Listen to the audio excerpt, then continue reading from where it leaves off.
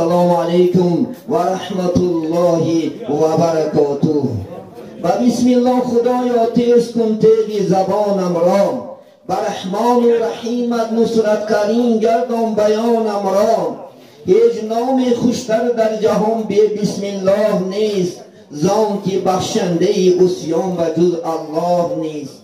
بسم الله را با جان و دل تحقیر دار، هر که بسم الله گوید در جهیمش جای نیست.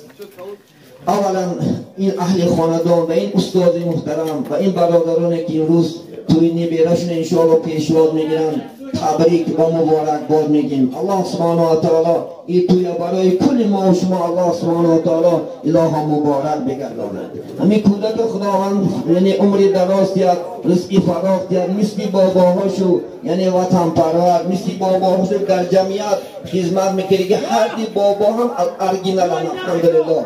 کسی خدا بیزنسمن، یکیش انشاءالله خدا خواهد استاد ما و شما که چندین سال است پدرش استادی میکردن، بر ما استادی کردن تا امروز الحمدلله.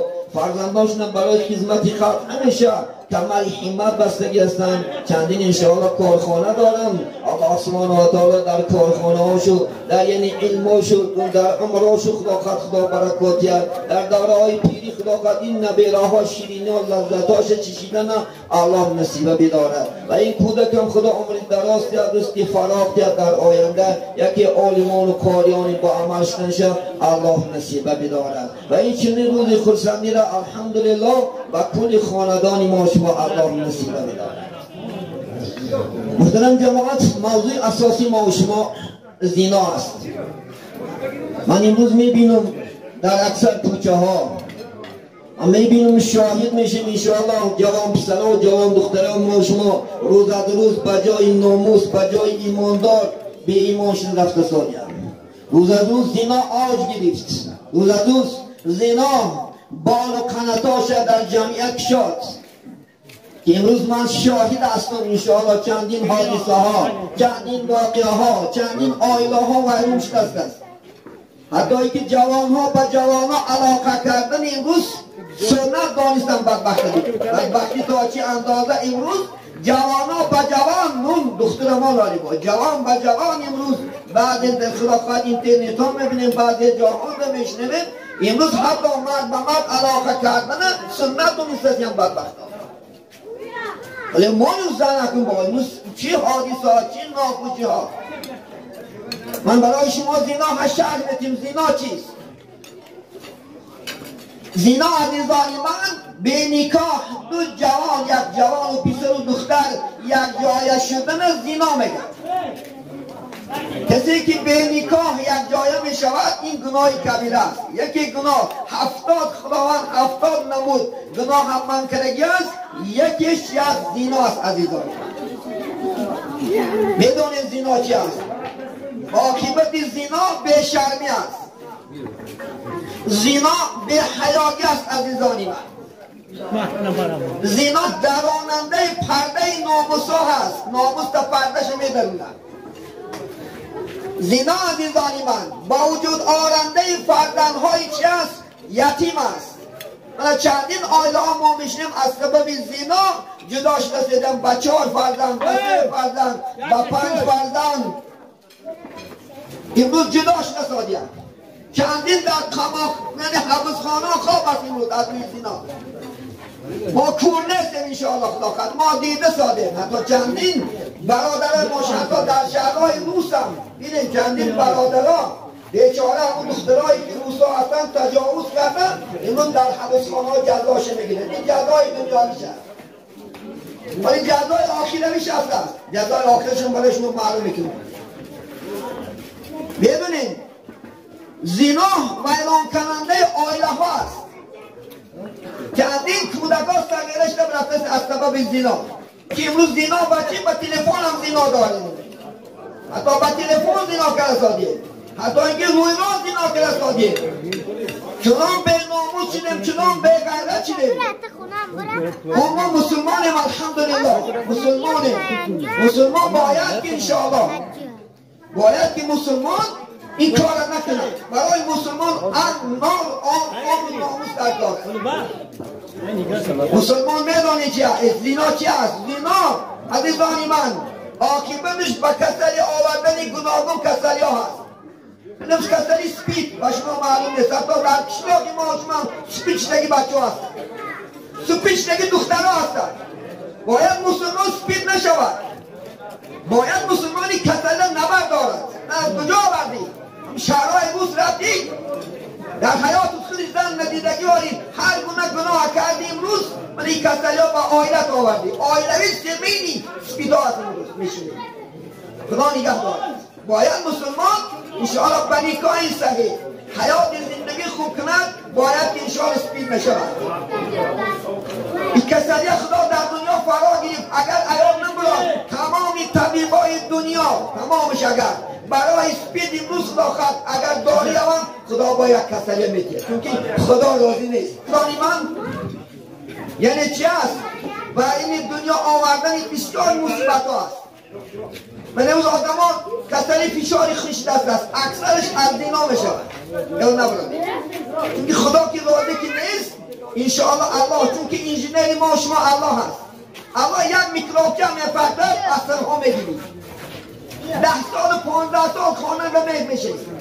امروز کشم کوری ها این یعنی امروز فشاری خون ها کسلی دین انواعش از دینا است یا نبرد، چونکه الله راضی نیست. الله که راضی نبودن بعد البته مصیبت بالای مصیبت اومدن میگیره.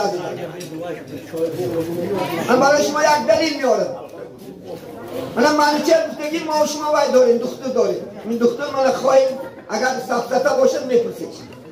همین برادر وقتی که گفتن من تمام کردم یعنی خواندنی گفتن پرکتیک مرگرام بانیسا آمدم، دختر هستم پرکتیک آمدم گفتن یک مرد میگه فقط داد میگه داد میگه میگه آیسته میگه رفته میگه ما رأسته میگه نظارش کردیم دیدیمش برادر این قدر چی داد میگوی گفتی میگه من بعد میگه خطی سواجه کردم شما کی هستی؟ گفتم من بایترینی مرگران هستم.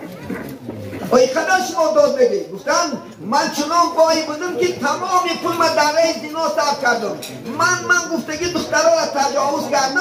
امروز میگفت میگه وقتی که عورت چه نشون داد عورت شده است، هرسان شده است، دینا عاقبت شمین از خدا خواهد انشاءالله. خدا کسلهای سوزا که میتید پیشاب تا داشته نمیتونی. من میدونم زیناگرها دیوانش نگهستم. من با چشم خودم دیدم آدم زیناگر توبه نکرد به خدا نگشت دیوانه شد. من زیناگر میدونم در جاش بو کرد بعدنش کیرم کرد رفت از خوره بیا نراد نبرد. یک زیناگر میدونم کسری فشار یعنی دل است، چونکه الله سبحانه و تعالی که راضی نبودن بعد البته مصیبت بالای مصیبت دادن میگیرد. این خدا سبحانه و تعالی در قرآن عظیم الشان میگه اعوذ بالله من الشیطان الرجیم ولا تقربوا الزنا فانه كان فاحشه وساء سبیلا. سوره اسلام در این سوره است.